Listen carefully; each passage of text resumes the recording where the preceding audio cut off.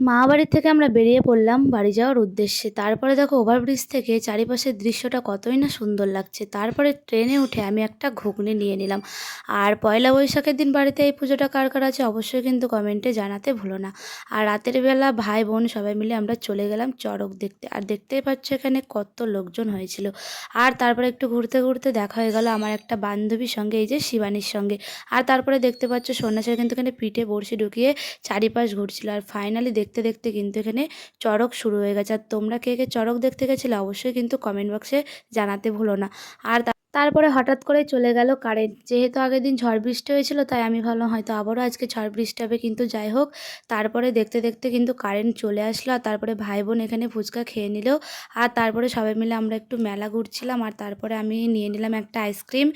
আর তারপরে চলে আসলাম বাড়ি, এবং বাড়ি এসে দেখি কি বাবা এত হালখাতার মিষ্টি নিয়েছে। তোমরা কে কে খাবে চলে এসো। আর ভিডিওটি ভালো লাগলে অবশ্যই লাইক কমেন্ট করে পাশে থেকো। আজকের মতো টাটা বাই, দেখাবো অন্য একটি ভিডিওতে।